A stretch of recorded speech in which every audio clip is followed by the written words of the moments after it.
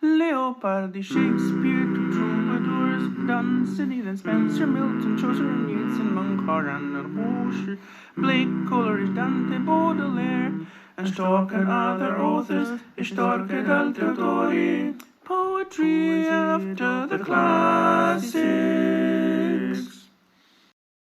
And thus spake on that ancient man, the bright-eyed Marinere.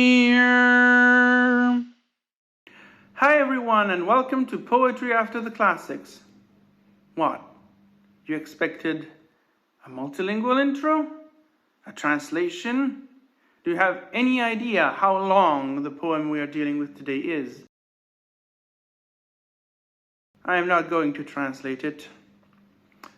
So the start of today's episode is not a translation, but rather a tune which I made for the poem. Let's try to briefly go over the history of the tune. So, the first step happens on the 12th of October 2011, where, according to my diary, surgens in mente abui ideam generalem musicae pro Rime of the Ancient Marinere. As I got up, I had in mind a general idea for a tune to this poem. And the tune was presumably set to thought up for the first stanza of the poem, and then it was meant to be repeated. So the first stanza would have gone, "It is an ancient mariner, he stoppeth one of three. By thy long grey beard and glittering eye, now wherefore stopp'st thou me?" There are a couple more steps from way back when, at a time when I did not write this down, so I do not have dates for this. I only wrote this down in 2021, so way later. But anyways, the first step was a variation for the tune of line 2. So, putting it onto line 2 of stanza 2, instead of the normal, if you will, "And I am next of kin," I decided to add an extra note in the form of, "And I am next of kin." And then the other step is noticing that some stanzas had 5 lines instead of 4. And the one I saw evidently had the structure of 2 plus 3, so I came up with a way to musicate this extra line. And so the full stanza would have gone, "With throats unslaked, with black lips baked, we could not laugh nor wail. Through utter drought all dumb we stood. I bit my arm, I sucked the blood, and cried, 'A sail, a sail!'" At which point we skip forward to December the 3rd, 2021, when I finally decided to write this thing down in my corpus of musical works. And at that point, I noticed that some stanzas were actually in the form of 3 plus 2 rather than 2 plus 3. And for those, I just decided to repeat the tune of line 1 for line 2. That same day, I also noticed that some stanzas actually had a structure of 2 plus 4. So what did I do then? Because, I didn't have something to deal with that. And what I did was the following. "The western wave was all aflame, the day was well nigh done. Almost upon the western wave rested the broad bright sun, when that strange shape drove suddenly betwixt us and the sun." So I just repeated the tune of the standard 2 lines with 1 note changed at the end.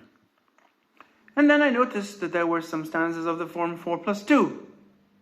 And what I thought of was to alter the tune for line 2.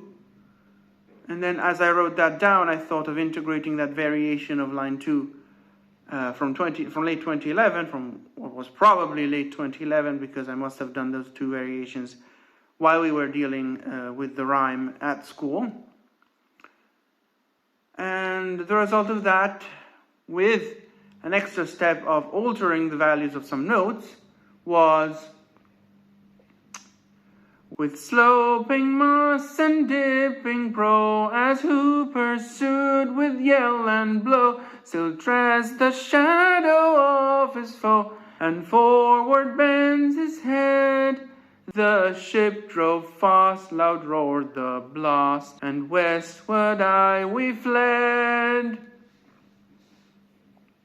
But that is not all, because I came back to this on the 1st of February 2024, in preparation for this video, and then I noticed a stanza with 9 lines, which were like 3 plus 3 and then another 3.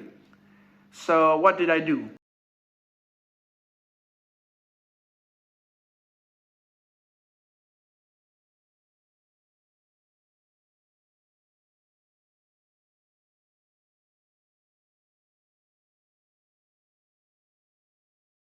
But that, of course, was not all, because I had to establish clearly what each stanza's tune would be.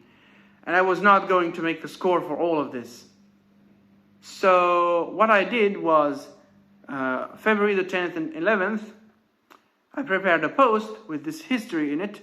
And then for each variation of these tunes, I gave a label with a number and a letter, and possibly a prime, in case the line was supposed to start with the stress on the first syllable, because that also happens. There's also lines which start with like extra syllables that don't really scan, but I didn't give notation for that. So, and then I went through the text of the poem, and I gave a tag to each and every line. So now I'm reading the lyrics with that, and I am hopefully ready to sing it all with this guitar. So sit back and enjoy the Rime of the Ancient Mariner. Enjoy listening.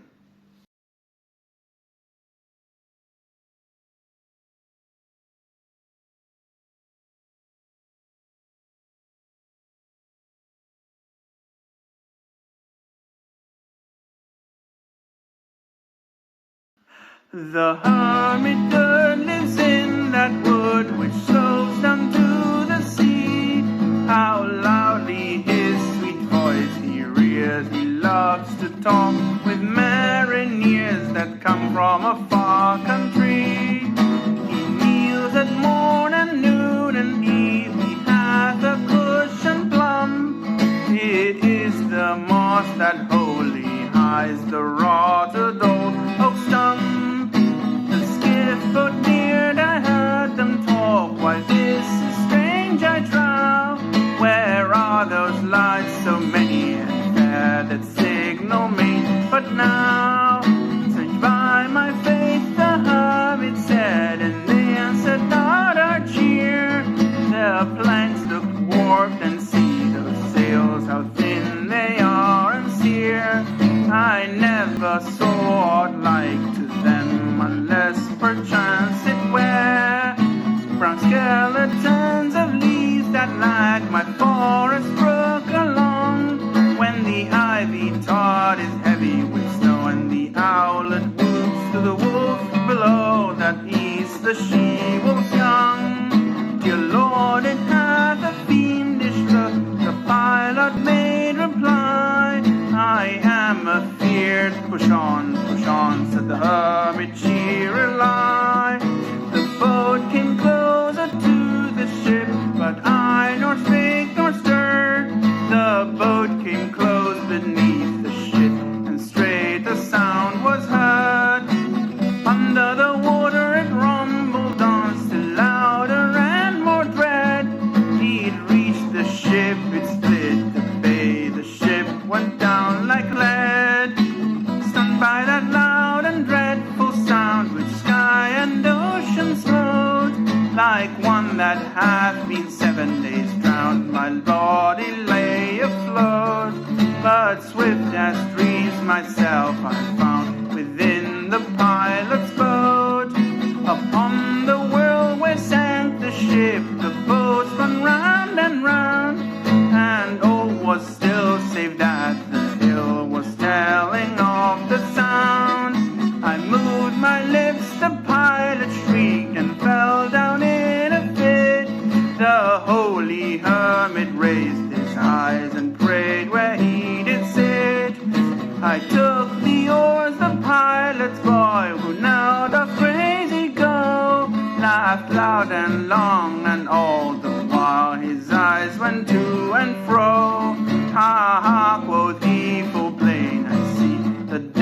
us how to row. And now all in my own country I stood on the firm land. The hermit stepped forth from the boat, and scarcely he could stand. Oh, shrieve me, holy man. The hermit crossed his brow. Say quick, quoth he, I bid thee say, what manner of man art thou? Forthwith this frame of mine was wrenched with a woeful agony, which forced me to begin my tale, and then it left me free.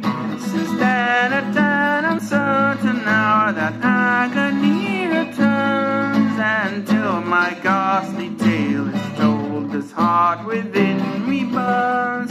I pass like night from land to land, I have strange power of speed. The moment that his face I see, I know the man that must hear me. To him my tale I teach. What loud uproar bursts from that door? The wedding guests are there, but in the garden bore the bride and bridemaid singing air. And hark the little vesper bell, which biddeth me to prayer. A wedding guest, his soul hath been alone on a wide sea. So lonely it was that God himself scarce seemed there to be. Oh, sweeter than the marriage feast, sweeter far to me, to walk together to the kirk with a goodly company. To walk together to the kirk and all together pray, while each to his great Father bends, old men and babes and loving friends and youths and maidens gay. Farewell, farewell, but this I tell to thee, thou wedding guest, he prayeth well who loveth well both man and bird and beast. He prayeth best who loveth best all things both great and small, for the dear God who loveth us, he